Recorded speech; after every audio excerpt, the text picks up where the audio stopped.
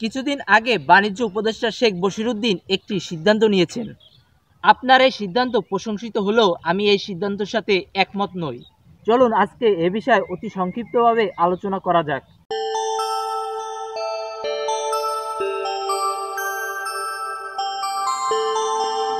কিছুদিন আগে খুলনা সফরে এসেছিলেন বাণিজ্য, বস্ত্র এবং পাট উপদেষ্টা শেখ বশিরউদ্দিন।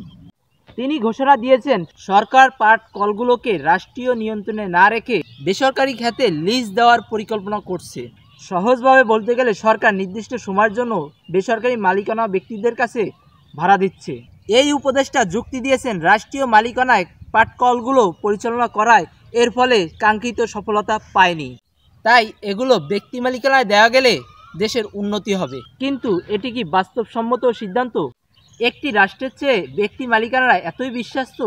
এই ধারণা কি সত্যি যৌক্তিক?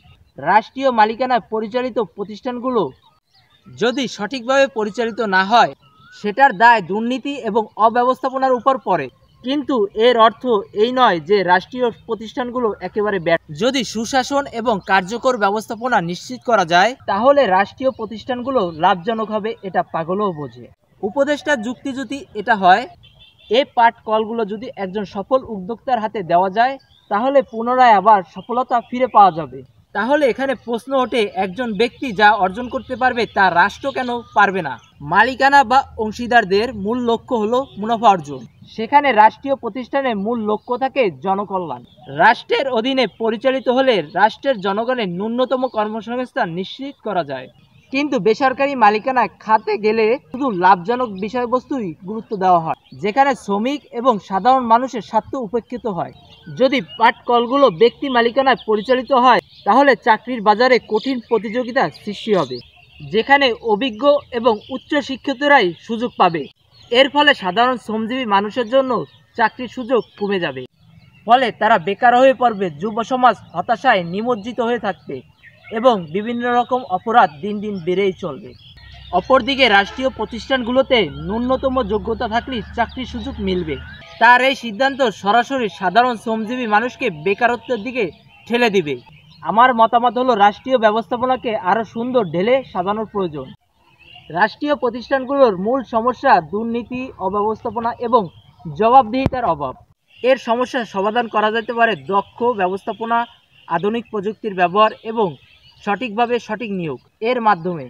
যদি রাষ্ট্রীয় প্রতিষ্ঠানগুলোর স্বচ্ছতা এবং জবাবদিহিতা নিশ্চিত করা যায়, তাহলে বেসরকারি প্রতিষ্ঠানগুলোর চেয়ে হাজার গুণ বেশি লাভবান হবে। যেখানে 2 জন কর্মকর্তা এবং কর্মচারী প্রয়োজন হয়, সেখানে দরকার হয় 5 জন দিন। তাও যদি এদের নিয়ন্ত্রণ করা না যায়, তাহলে ম্যাজিস্ট্রেট নিয়োগ করুন। রাষ্ট্রীয় প্রতিষ্ঠান টিকিয়ে রাখা না গেলে ধীরে ধীরে রাষ্ট্রের নিয়ন্ত্রণ ব্যক্তি এবং কর্পোরেটদের হাতে চলে যাবে, ফলে সাধারণ মানুষের অধিকার সংকুচিত হবে এবং ধনী এবং গরিবের বৈষম্য আরও দিন দিন চরম আকারে ধারণ করবে। একসময় এই ব্যবসায়ীরাই রাষ্ট্রের অর্থনীতি সম্পূর্ণভাবে নিয়ন্ত্রণ নিয়ে নেবে, যা জাতীয় নিরাপত্তার জন্য হুমকি স্বরূপ হতে পারে। এই পাট কলগুলো মালিকানায় ছেড়ে দেওয়া মানে দেশের শ্রমজীবী মানুষদের আরও দুর্বল করা।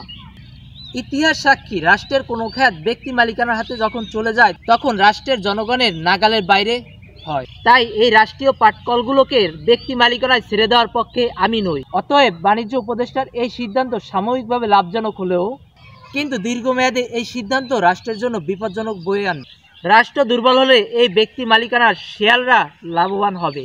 এর ফলে এরা ধনী থেকে আরও ধনী হবে এবং গরিবরা না খেয়ে মারা যাবে।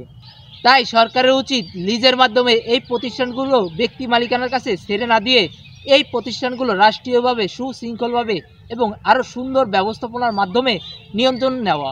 কারণ একটি শক্তিশালী রাষ্ট্র উন্নতির মূল ভিত্তি। যে দেশের অর্থনীতি যত শক্তিশালী, সে দেশ তত সহজেই সুপার পাওয়ারে পরিণত হতে পারে। আমাদের এই ভিডিওটি দেখার পর মতামত জানাতে ভুলবেন না এবং চ্যানেলটি সাবস্ক্রাইব করে সাথে থাকুন।